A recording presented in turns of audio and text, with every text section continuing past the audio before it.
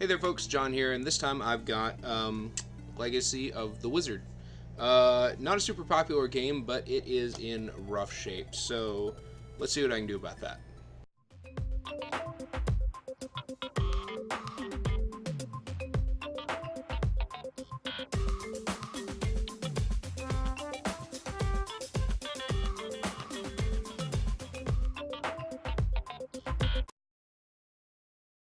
Okay, so I just got back from a trip, and I got quite a few pickups while I was gone. I got a complete inbox, and it's really almost in mint condition Bugs Bunny Crazy Castle that I'm pretty excited about. I got a copy of Tailspin, which is a late release for the NES Capcom Disney game, and pretty hard to find. Not super expensive yet, but it is pretty hard to find. So got that one, pretty cool. Also picked up a couple of just cheap ones that I've been looking for a while that I just for one reason or another haven't picked up.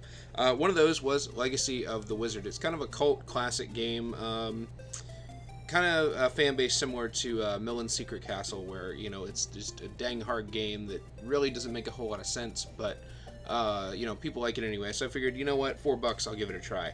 But when I opened it up, and I always open these things up, you can see I took it apart. When I open these things up, because I always open them up after I get them from a store, I found this. Now, if you can see in here, those gold pins are supposed to look all consistently gold. There's some green on there, there's some white on there. I'm actually missing a couple of the legs of the EEPROM that were in here. It looks like somebody probably just stuck this somewhere and maybe tried to clean it or something, because it's not really, none of the corrosion is up on the board itself, but it's mainly on the pins. It looks like they probably just tried to like soak it in something to clean it, which means maybe they played it a lot and they got it really dirty. I don't know.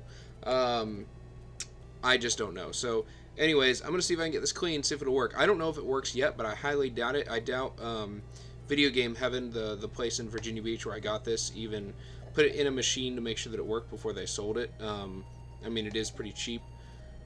But I can't imagine this thing working. Like, none of the pins are clear, so I'm not going to put it in my system, because I'm not going to do that to my NES, but let me clean it up and see if we can get it working, because right now there's no way. So basically this is going to be a, I'm going to start out with my Q-tip and my Windex, although I have a feeling this is going to be a much bigger job than that. So right now you can see, and I'll actually start on the back since that's in worse shape. Wiping it up, I'm already getting some green corrosion there. You can see that the Q-tip itself is turning green.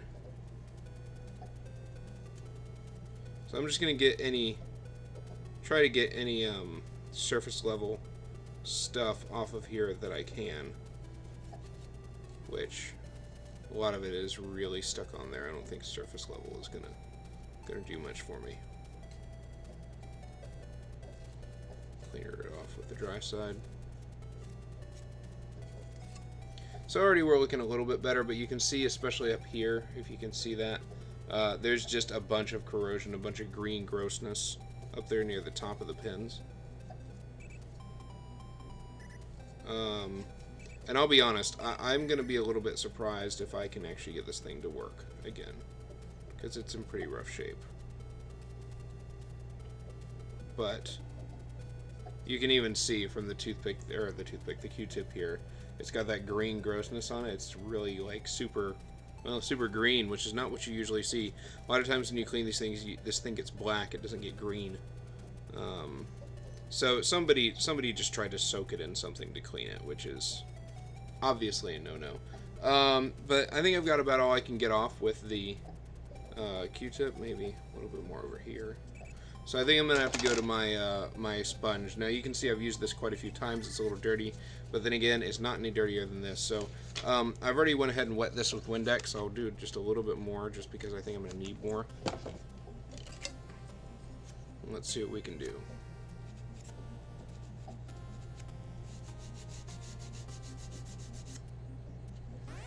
Sometimes you just need a scrubby pad like this, and it's important that you don't start scrubbing like the inside of the board where like the chipset is or anything like that, because you could end up, I don't know, damaging a trace or something. And a trace are these traces are these little lines that lead up into the board. And actually you can see them on the back here. And that's actually what I'm worried about being damaged the most on this board, because if a trace is damaged, then that means the information can't get from the EEPROM, which is that guy right there. Both of those are EEPROMs. Information it can't get from the EEPROM to the NES, which means you end up getting glitches and that sort of thing. So if anybody's ever had their NES like glitch out on them, textures popping up weird, graphics appearing where they shouldn't, that's probably because one of those traces is being blocked by something, which, you know, means that it's just a little dirty, probably.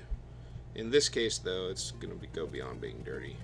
Now, I'm trying to scrape this one with my fingernail, and it actually looks like, which kind of sucks, but it looks like, I don't know if you guys can see that red right there in the corner, but if you can't, it looks like whatever that cleaner is they used actually ate away a little bit of that pin. So I'm hoping that there's still enough of it in there to make contact with the NES. And you can see there's some black spots on those. I'm going to try to get those off next. That might be the same sort of situation, though, where that cleaner ate off part of that pin. Hoping it's just some stuck-on corrosion. But we'll see. Well, I mean, there's still a little bit of corrosion around the pins right there, but there's not a whole lot I can do about that. As long as there's no moisture in the board, this may be a, just to be clear, it looks like that the EEPROM itself is fine, so worst comes to worst, I can always take the unsolder the EEPROMs and transfer them to another board. Which I learned to do from John Riggs. I'll link his channel in the description below, just in case you've never seen what he does. But yeah, so it's kind of where we are. So I think that this is about as good as I can get it. So let's see what happens. Put it in. All right, so I'm only going to screw in 2 of the screws. I don't know if you guys can see this. You probably can't, but that's a super rusty screw basically, and the head is completely stripped, so it's kind of pointless to put it back in there because it'll just get stuck again. Except this time I might not be able to get it out. So 2 screws is just enough to hold it, to hold it together. Alright, so this, by the way, if you're trying to get these in, these don't lay straight on top like that. They've actually got these 2 little hooks right here, and they go in the top, and then you just kind of hinge it down. And now, stick the little screw in. So these game bits, you can actually, if you search Amazon for game bit, I think it's 3.8 inch, or 3.8 millimeter rather, not inch, millimeter. If you search Amazon for game bit, it should actually be pretty easy to find one of these, you know, so you can open up and clean your own stuff. But alright, well, let's see what happens. So, just to show you guys that this is a working NES, working game, Iron Sword, I just got done cleaning this one, throw that in there, turn it on, we should see it pop right up. I just had this thing playing. Yeah, so we're good there. Okay, so I'm gonna undo that. Now let's put in Legacy of the Wizard, see if this works. What do we got? Anything? See if it breaks my NES. Oh, got a red screen. That ain't good.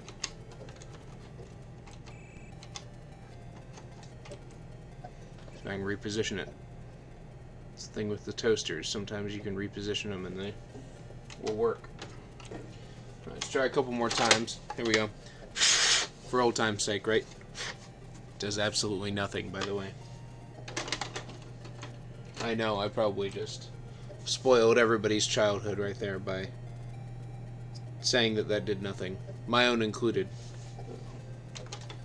Well, folks, maybe all she wrote for Legacy of the Wizard. It's... the signal is so bad it keeps actually deactivating my Elgato, making it think that there's nothing there. It's my last try. Alright, folks. Looks like this one may be a bust. Yeah, I got nothing. So, unfortunately, I wasn't able to get this one to work. This is the first one that I've actually failed on. Maybe at some point I'll go get like a cheap, I don't even know. Figure out what board this thing is real quick. Maybe at some point I'll go get a cheap board from, you know, Jeopardy or Othello or something like that and try a transplant. But to be honest, I'm not sure that it's worth it because this game can be found so cheaply and so easily. The main reason I went for this one, well, it was the only copy in the store, first of all. But secondly, it had a good label. And as you guys know, it's hard to fix a busted up label. So this is a TF-ROM. I don't even know what that is. So I have to find something else with a TF-ROM board. See if it'll work. But in the meantime, I guess that's all she wrote. For Legacy of the Wizard, which, the Legacy, pretty sure it's burnt. So, anyways, you guys know the drill. I got some other videos, Let's Plays, restoration videos. Gonna have some reviews coming up here pretty soon. I do have some product reviews already, but gonna have some game reviews coming up soon. So, check those out. Check the stuff that's on the screen out. And next time I run into one of these, I'll see you then. Have a good night.